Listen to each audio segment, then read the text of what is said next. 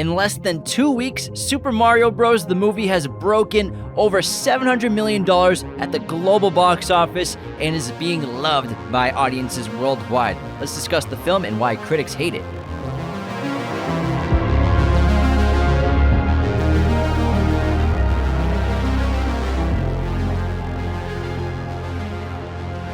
Hello, movie friends. Welcome back to Raiders of the Lost Podcast, the ultimate film and TV podcast. We just watched Super Mario Bros. The other day and had an absolute blast as fans of the video games growing up, loving Mario, loving Luigi, loving Yoshi, and the entire crew.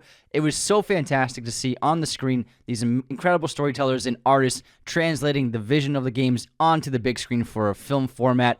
I had a blast. It was funny. It was entertaining. The characters were terrific. The voice actors were phenomenal. I just had an absolutely great time at the theaters. Yeah, it's exactly what I expected it would be. I set my expectations at a certain point. Yeah. I'm like, it's a Super Mario movie. Let's not take it too seriously. Let's have some fun. See all the fun Easter eggs and references from every Super Mario game we played growing up, whether it's Super Mario on NES or Mario Party or Mario 64, Mario Kart. They seem to get every single reference, every single character from every game in the main series of Mario in this movie, as well as so much of the iconic music and themes here and there throughout the film, and kind of creating this fun origin story for Mario and Luigi, how they're plumbers. Speaking of the voice, I like the approach to the voices in this with Mario and Luigi. They were from Brooklyn. They were Brooklyn, yeah, New Yorkers. They were Brooklyn people. And Brooklyn people. we got the stereotypical Italian accent in the ad for the plumbing ad for the Super Mario Bros. So it was plumbing. the high pitched voice was in the ad. So it's like it's in the movie, and it showed how it wouldn't have worked if that was Mario and Luigi's voices for the entire film. I loved the Brooklyn accents, and for me, I really enjoyed setting it in Brooklyn. Getting a sense for that world. It was a good 15 minutes in Brooklyn to get a sense for their lives and their family and their conflicts and struggles. And then they enter this new world. I really liked being transported from our world into, I don't know what you would call it, the Super Mario world, I guess. I don't know what you would call that world. This other dimension, which was fun. But so Mario's voice, that's been a topic of controversy because, can you put your phone on silent? Sorry. Because Chris Pratt, when the teaser came out, and he said, "Let's go." People were like, "It doesn't sound like Mario." Like, what do you want? It's me, Mario. The entire movie, you cannot make a movie like Peach, that. I must save you, Peach. I save my brother Luigi. Luigi, I'm going to rescue you. We stick together. We always stick together. Like, that'd be ridiculous. The whole movie, it had to be just a normal voice. Works for the game. With a tinge of Italian accent. I think Chris Pratt did a fine job. I wasn't even picturing Chris Pratt the whole time. You know what I mean? I was fine. I was immersed in it being Mario and Luigi, and I think that all the actors did a really phenomenal job. And the cast is stacked. Yeah, it was perfectly cast. I mean, Charlie Day's Luigi was terrific as well. Anya Taylor-Joy's Princess Peach. Jack Black absolutely destroyed it as Bowser, King Koopa. Then we also had Sebastian Maniscalco played Spike, the guy at the Italian pizzeria. I loved it when I heard his voice. Charles Martinet, who actually has been voicing Mario in the video game since 1990, what year is it? 94 with Super Mario 64. That was the first game that he started voicing Mario.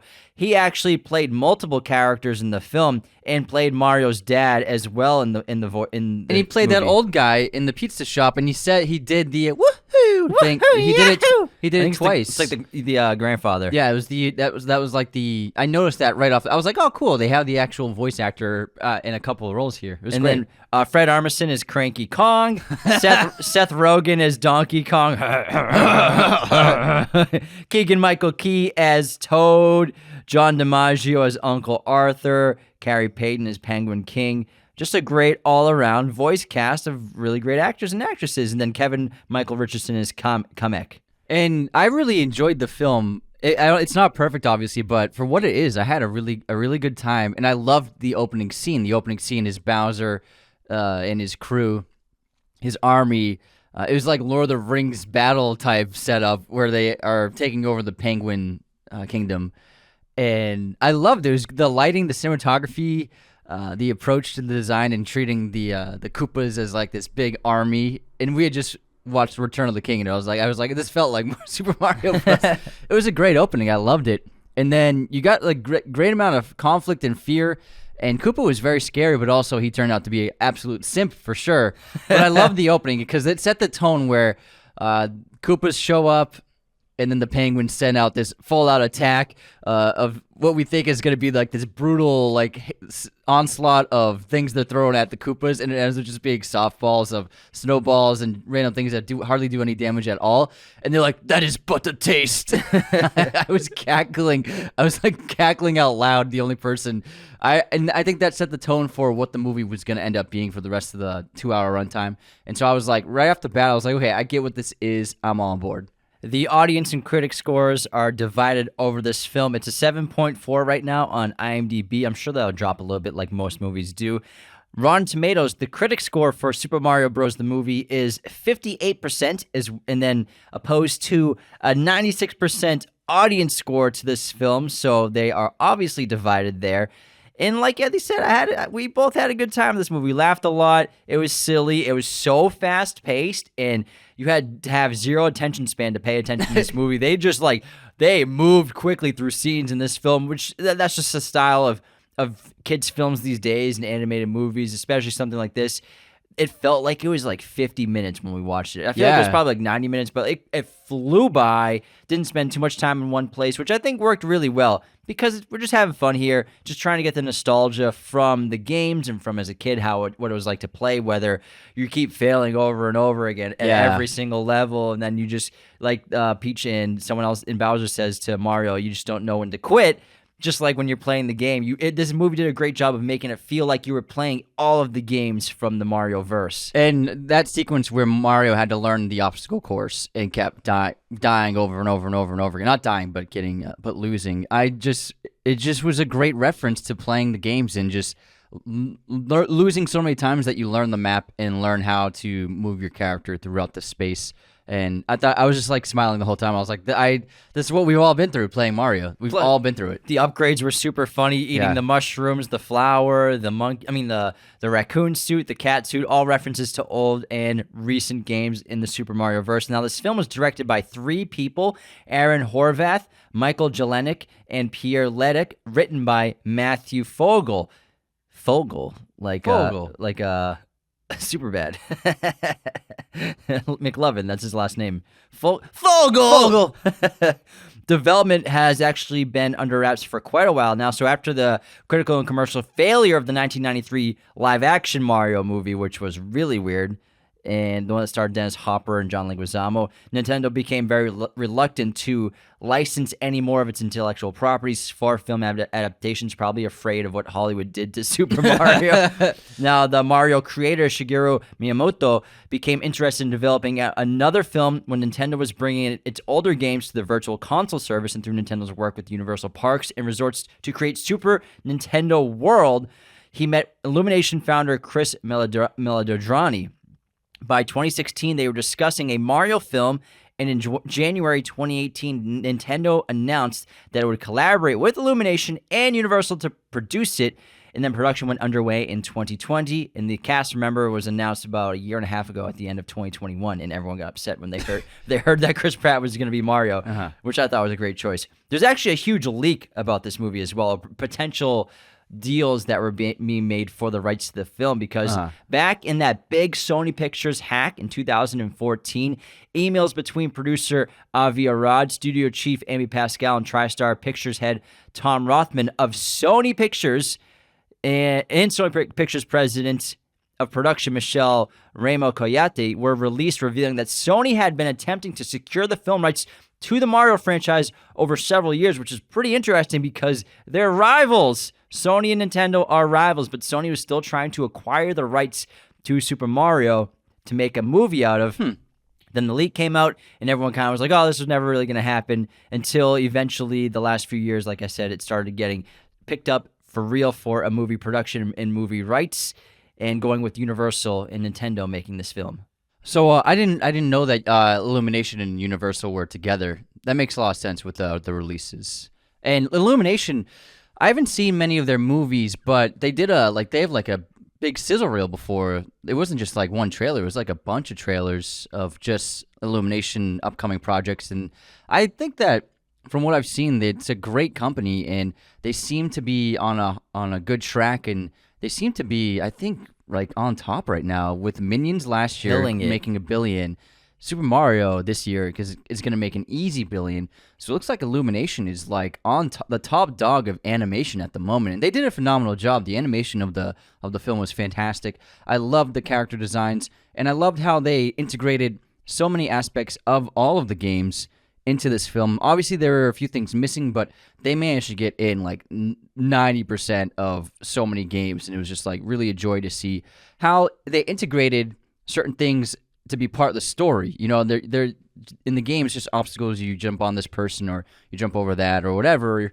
But to make them have like characters, like I love the skeletons, the skeleton Koopas, and they turned it into a horror scene with Luigi when he gets in that when he's trapped in that world initially. Well, it's a reference to Luigi's Mansion, the Haunted Mansion. Yeah, exactly. And then they did a fantastic job with the skeleton, the first one that we noticed where he knocks it down and breaks it, and he thinks he's got it beat, and then its eyes glow red when he picks it up, and then it reforms, and then there's a whole army of them running after him. I thought it was just really fantastic how they implemented so many aspects of the games and gave them a narrative structure in this film. I remember watching the horror sequence with Luigi when he's trapped in that world, and I'm like, this is kind of scary. Yeah. Are kids okay with this? Like, I feel like if I was a kid, I'd be terrified, but it wasn't like too much, but at the same time, just like zombie skeletons coming after Luigi. It was great. I mean, there's I think kids movies have always certain kids movies have always had scary scenes in them. I think in a lot of the movies that we grew up watching had plenty of scary stuff. I think, Scar is really scary. The Lion King actually has quite a lot of scary moments. Oh, in yeah, it. with the hyenas. The hyenas are very scary as a kid watching those, and a bunch of other Anthony's movies. still scared by the hyenas. Yeah, I'm terrified. Whenever they sing, when they break out into song, he hides under a blanket. Be prepared. But yeah, there were some great scares, but also the humor was really good. I found myself laughing throughout the entire film. It was pretty solid, and I would say Jack Black was a standout. His performance as Bowser was really great. I will say the simping was a little too much for me. I think it really worked the first couple of scenes, but then it turned into kind of a villain problem where he was just everything was obsessive about Peach. So I think it took me a little out of it when he was just like simping in every single scene so hard. Because he had such a strong opening. Yeah, it was terrific super opening. funny, great action. It was scary, it was fun. But yeah, I would say I kind of agree. The first few times the Peaches song was hilarious. Yeah. Peaches, peaches, peaches, peaches, peaches. It was hilarious. And Jack Black really stretched his voice acting talents because he's also a terrific singer, being the lead singer and a guitarist for his own band. So I think that was a really cool role for him to take on, not only just to be Bowser, but to sing so much in the movie as well. It looks like they infused some of his personality into Bowser too, like especially at that huge rock concert that the Coopers are like enjoying. Yeah, I was they like, made what is him this, like Mad Max? Yeah, they made him a fan of like hard metal and rock. So Yeah. I think they infused they combined Jack Black with Bowser to help give him personality. I love how we went on one of the talk shows. It was like it's Carrie Underwood, right? She has her own talk show now. No, it's the Kelly Clarkson. Oh, Kelly Clarkson. And so How dare you? the cast went on, and then Jack Black's just wearing this yellow Bowser suit. He It's would. so damn funny. He would. I love that guy. He's a national treasure. Yeah, he's great. So everyone did a great job in their roles. I actually really like the origin story of Mario and Luigi because it's really funny where they've left the family, the business, and they're trying to start their own company, this plumbing business, Super Mario Bros. They have that great like 80s rap advertisement infomercial commercial that they made and put all their money into. And then I love how they still live at home with their parents. And they seem like teenagers, but they have these mustaches, so it's really funny the family dynamic they have because like teenage rooms. Italian Yeah. families are known for like having so many people in the house at one time, just like other cultures, but like Italians especially, you'll have your grandparents and your uncles, everyone's over, and I really think they really captured that part of Italian American life and Italian Americans, And, just having like your uncles there talking smack, wearing a tracksuit. It was a little over the top, but I thought that was fun. All the guys had mustaches. I loved it. It got like 10 seconds into the dinner scene. I was like, wait, every guy has a mustache. It's hilarious. And they're all roasting each other. Yeah. They're all roasting Mario. It's pretty fun. It's pretty accurate to Italians. And then the mushroom irony of him hating mushrooms. Right when he said he hated mushrooms and he was picking out of his food, I was like, he's going to have to eat a mushroom. He's going to have to. He wants to level up. Yeah. And It was impress great. Princess Peach. And I love the leveling up. I love the mushrooms initially were terrific when he grew, and then the flowers, the flame balls were always one of my favorite aspects to end the games. And so seeing the flowers and how it does transform them into the white and red clothing, whoever gets the flower, their outfit specifically changes to color coordinated with it. And then I loved that aspect, and I liked how, again, integrating something that's just like a little thing in the game, but then they make it something part of the world where it's like this whole like field of flowers, of the flame flowers. And I really liked that, and it looked beautiful, and they had so much artistic creativity when they were making and designing the world. I concur. Yeah. And the story's pretty simple. You know, Mario and Luigi accidentally discover this underground secret sewer system when they're trying to save Brooklyn, when there's this massive flood, and they get sucked into this eerily and weird green pipe, sucked into like what looks like a different dimension. It's almost like a wormhole traveling. They get separated, and we find out we're in this other world where this guy, Bowser, King of the Koopas, is trying to take over the world. Basically, he's going one realm at a time, taking over kingdoms. He's heading for Peach's kingdom eventually, the Mushroom Kingdom eventually. Mario lands in the Mushroom Kingdom. Luigi lands in one of the already taken over kingdoms where Bowser and his guys are, and the Koopas are. The Koopa Troopas, kid. And basically, Koopa's trying to take over everything. Bowser's trying to take over everything, and then Princess Also trying to marry Peach. And marry Peach. Yeah. And Princess Peach, as well as Mario, are trying to save Luigi. Mario's trying to save Luigi, then eventually tries to help save the world. Peach is trying to save the world and defend her kingdom, as well as getting the help from King Kong. Yeah. Donkey Kong. But Donkey. what's she call him? The King of the Kongs? His dad's the king. Yeah, but they called him like the King of the Kongs. Something like that. The Kongs. Like the Kong fans, army. The fans. The Kong army. No, the Kongs. Okay. That's what their species. Yeah, the Kong army. That's what she I calls got it. I got it, man. So the Kong army. Say Kong again. Kong. I also like how they explained Peach's origin. She was like a little girl, and she accidentally got transported to this world too. But she could be from a different. She could kind be, of yeah. planet. But I think they implied that they're both human from Earth. Well, she also does imply that it's a big world and She looks at does. all the stars. She could have came does. from anywhere. But they did explain why there's a human like as a royalty amongst these mushroom people. I will say, when it came to Princess Peach, she was kind of a jerk. I would agree. She was. It kind of took me out of it. She was could be a bully. really just bullying Mario the Yeah. whole first hour of this movie. I'm like, give the guy a break. Holy crap. She's making fun of him for being short like 3 times, saying he can't do anything. Even just that line, like, you don't know when to quit, which is obviously a reference in like a full circle later in the film. It's still like not really good motivation. You could just say, you're great. You never give up. That would be a more positive thing to say. But she was kind of mean in this movie to Mario. She made fun of him for being short. Yeah, 3 times. I already said that. Oh, Yeah. sorry. Yeah. Yeah, I liked how they gave her more of a active role in the plot, and I enjoyed that and how she was really instrumental to everything happening. But I agree. She was kind of a bully, and not in like a charming way, but kind of in like, why does she keep making fun of Mario? Did you notice the number of ass shots of Peach? There was so many booty shots. I was like, what? I feel like are they like? I felt like there was intention of sexually objectifying. She was on the motorcycle and her just ass is up the whole time on the Rainbow Road. And then there were just like so many like booty shots behind her. I was like, damn, guys, take it easy. It's a kid's movie. I was like, oh my God. Hey, there's some adults in the theater Yeah, too, it's man. true. I think that maybe they did it for us. I don't know. I thought there were just maybe a few too many for a kid's movie. Well, what I like about Peach is they swapped her role basically with Luigi. Yeah, where Peach is exactly. always the damsel in distress. She's always held captive by Bowser in the stories. Not always, but like that's the main story, especially for the original Mario game. And you're trying to save Peach so that she can save the mushroom world, the world and everything in the Mushroom Kingdom. You got it, man. That's it. Now they swapped it where Luigi's a prisoner of Bowser's the whole time, and Mario and Peach are teaming up to save. She's trying to save the world and stop Bowser, and he's trying to save his brother. I think it worked. For I me, think so. No, it was I great. think it worked. Yeah, They had to absolutely. change it up. Yeah. They had to. And then Luigi did come in at the end.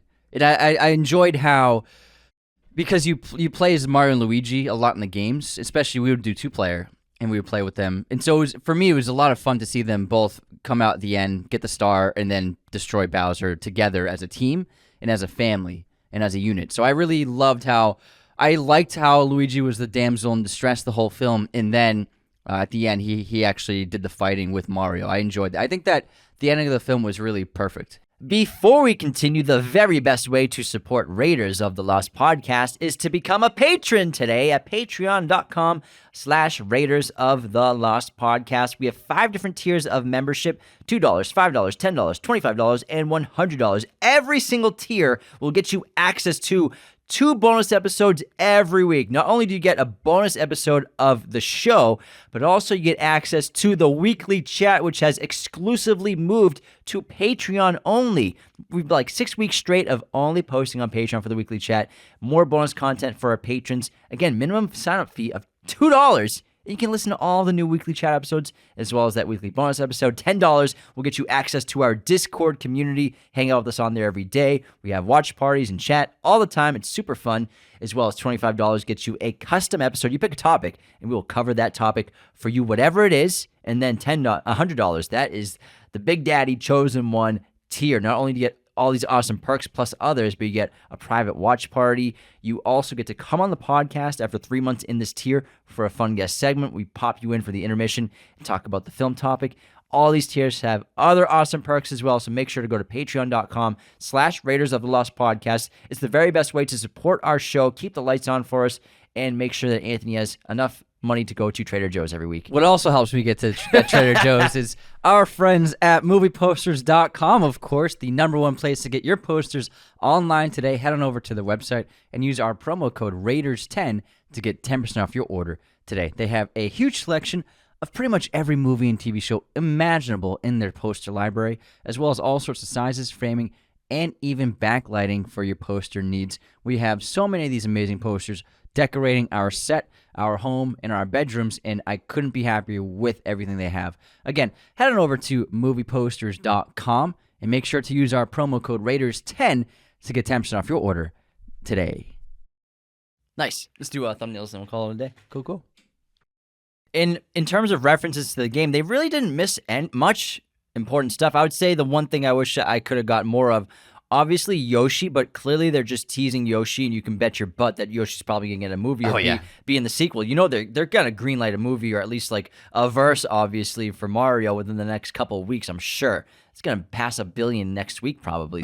You know they're gonna make more. I think they're pretty clever and just teasing Yoshi and the Yoshis very briefly, just a couple seconds. That shot of them all like kind of herding up together and just like kind of on like a stampede running together across the river. But I think they did it on purpose, not having Yoshi be a main character in the film, get people enticed for the second film. What are we going to add? Something new that wasn't there, really. Yeah. And then I really wish we could have got a sequence with the ghosts that follow you when you're not looking at them, because those are some of my favorite characters in the game. I was hoping we would get...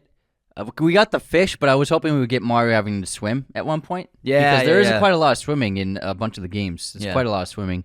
And then the ship. Remember the big ship with the giant bullets? I was like hoping they would try maybe get the ship somehow, but I mean they don't have to get everything in. Yeah, but you can argue that Bowser's giant floating island is kind of a ship in a way. Yeah, I guess. In a way, I mean, sort of. Yeah, I guess. But they nailed pretty much everything, and I loved how much of the Rainbow Road was in it, as well as the references to Mario Kart, whether it's the shortcuts on the Rainbow Road and driving on the Rainbow Road itself, going upside down, and how exciting it is, as well as before they get on the road.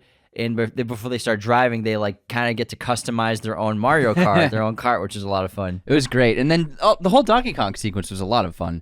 To have the Donkey Kong level, I think it was just like so smart. And that I was really on board at that point. I was like, this is awesome. Donkey Kong's fighting Mario, throwing barrels at him. It was fantastic. And the cat suit, that's a reference to a more recent Mario game. Okay, I was like, I can't remember the cat suit. That's in the most recent one for the Switch. Okay. I can't remember what it's called. But speaking of Mario games, what is your favorite Super Mario game? Do you have one? Oh, okay. So, just strictly like Super Mario games. Yeah, what's your favorite Mario game? 64. Mario 64? Yeah. Good choice, man. Yeah, Mario 64. Man, that was always fun. Woo! It was great. And I just love traveling to all the different worlds and the levels. And there was the triple jump, man. Yeah, the triple jump. And there was a lot. That was a long game. There were a lot of levels to do. And we played endlessly. And we always enjoyed just playing and then watching each other play, and our other brothers as well. Like everybody took turns playing Mario 64 because we were little, and so that was a game we grew up playing a lot on 64. Yeah, 64 is a heavily used console in the late 90s in our household, early 2000s. Ken Griffey Baseball for sure. Zelda as well. James Bond.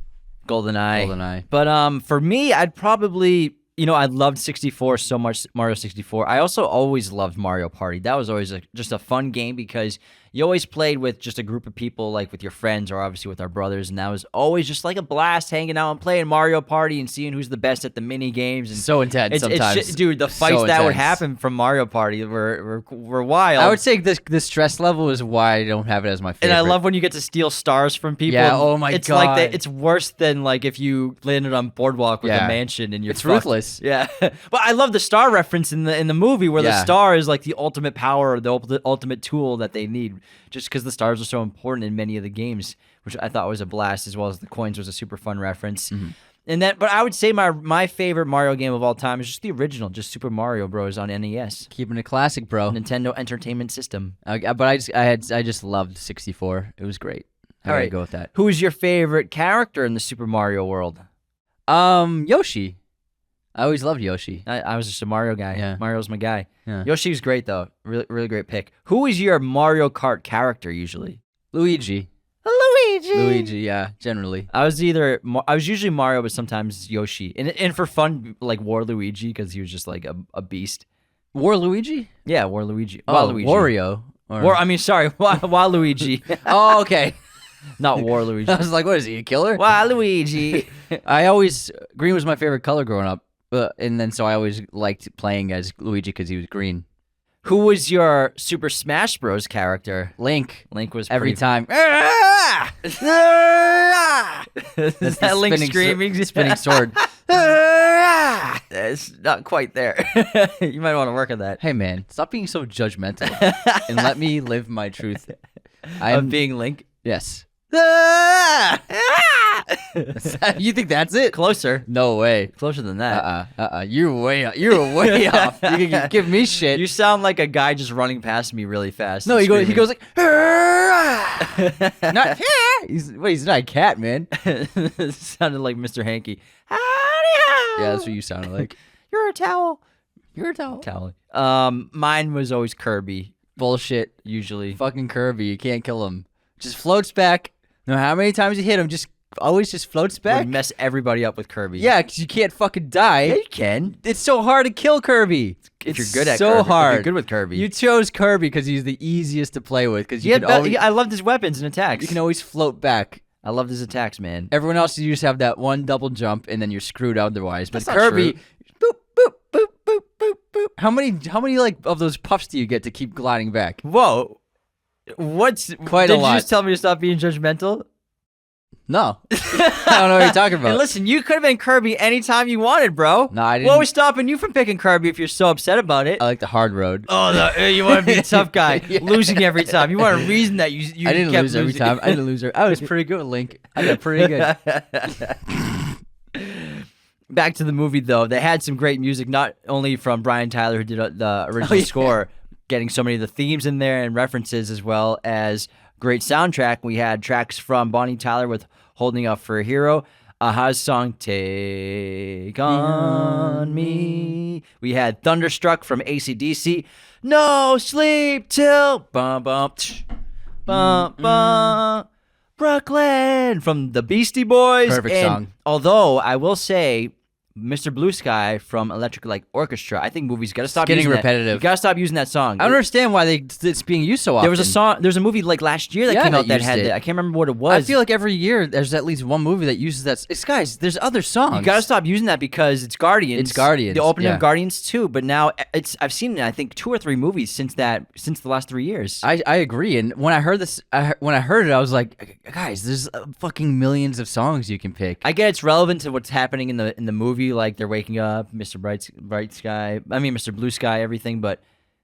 change it up. New song. I totally agree. I was think like, that they were it got redundant. I think they were trying to capitalize on MCU Recognition, nostalgia and yeah. recognition with that. That took me out of the movie at the end. I I was- was like kind of pissed, not gonna lie. I agree. I was like, man, why are they picking this song? That song is synonymous with Guardians. I think people gotta stop using it. I agree. It's such a good song, and James Gunn was so brilliant using that. But there's so many other good songs that can work. There's so many that can work. I think that's what they just want to tap into the kids' nostalgia. Yeah, I and suppose. recognition. That's what I was thinking too. I was like, are they just trying to do Guardians now? So I actually disapprove. I didn't like that song as well. I was like, there's so many songs you can use in that place that still have the same theme and tone and kind of similar melody and Literally just energy. 100,000 different songs you can choose. Definitely. So many could work. Super Mario, though, it's just been has had such a foothold in pop culture for so long.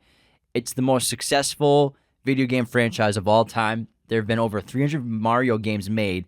That includes all the spin-offs, other characters and their spin-offs, and all different types of Mario games, console-specific games, as well as there's about 50 that were made specifically for Japanese release only. But over 300 games, 700 million copies sold worldwide.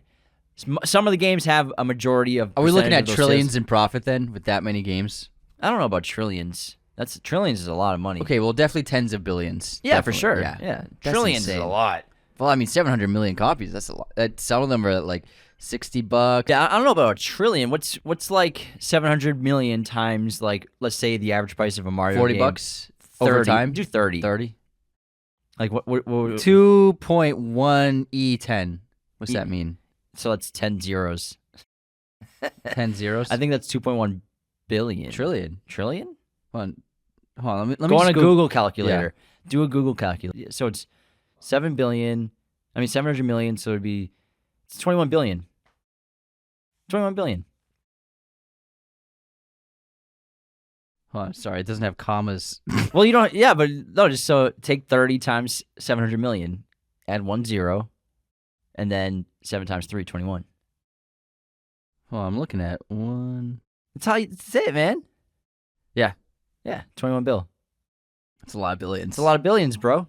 A lot of billions. Dang. Wow, that's impressive. I didn't know they made that many games. It's a lot of money. So yeah, it's a very successful franchise. And the conclusion of the movie is excellent. You know, the hero's journey has been fulfilled. They stop Bowser with the ice flower that Peach uses. She's hiding underneath her veil.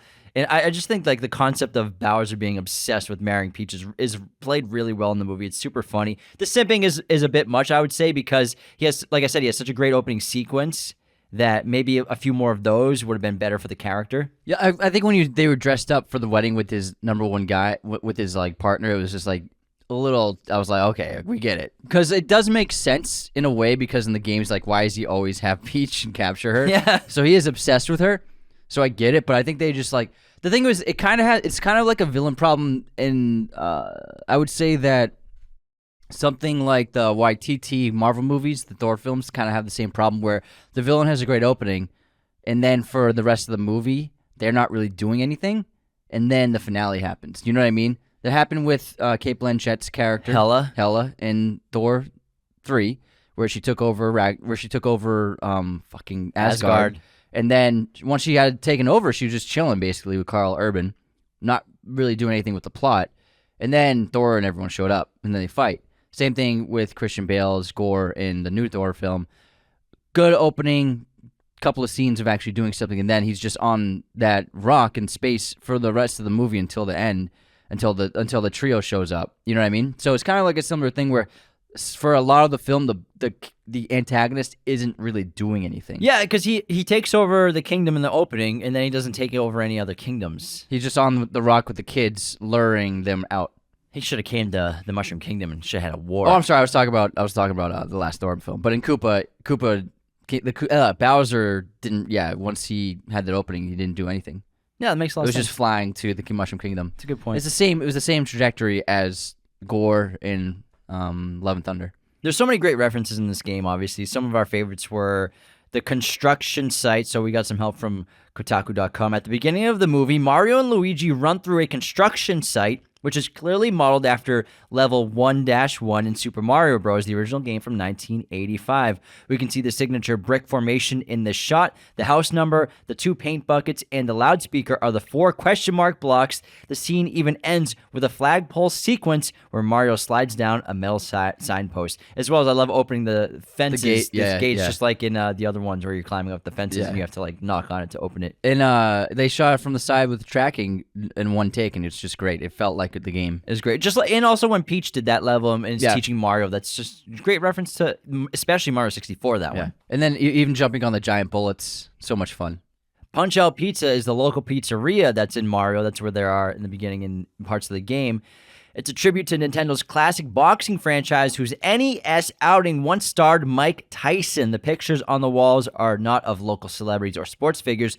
They're of Little Mac's most notorious opponents, including Bear Hugger, Mr. Sandman, and Glass Joe. I gotta look at that again. Remember that game? Yeah. I played it a couple weeks ago at the arcade. Oh yeah, they had it at arcade. It's tough. It's a classic though. It's a tough one. I think it was something wrong with the arcade game physically. Yeah, that's the arcade game. There's a problem with the controller. Yeah. It's what. Wasn't my. There's always that one friend that sucks at games. Like, it's the controller, man. It's the joystick is like off. That's true. And you're like, and you know that joystick's fucked up, and you're just like, what are you talking about, man? You just you lied to shame them. You know it's got Just like to it's shame like a them. stiff joystick. Oh my god, evil. Kids are evil. Kids are evil. What else we got? Comic, the Maga Koopa who acts Magic Koopa, the little wizard guy. He acts as Bowser's right-hand man, is named Kamek. He has a fairly lengthy history in the games. He is the closest thing that Bowser has to a father.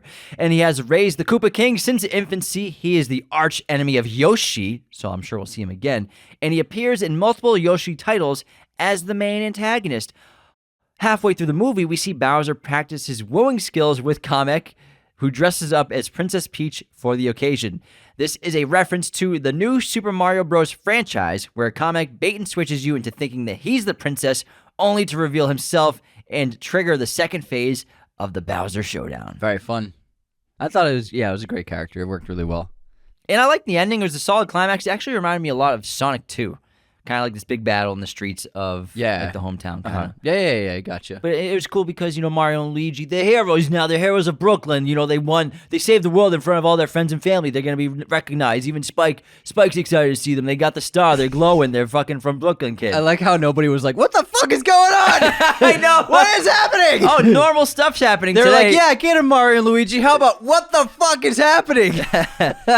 I love the star sequence, though, because when you have a star, you are invincible. Yeah, it's great. It was great. And I like the shrinking. The shrinking is the small mushroom shrinking. Yeah, man. It's great. This movie made me laugh, made me feel like a kid again, hit all the nostalgia points that I have for this incredible franchise of games that we've been playing since we were kids. And I will say, I've seen some kids' movies in theaters, and kids are often, it's not their fault. They grew up in this era with technology where it's hard. You can hear them talking a lot, or I've even seen kids just having iPhones or iPads out in theaters and, just not being able to sit still or quiet during a movie.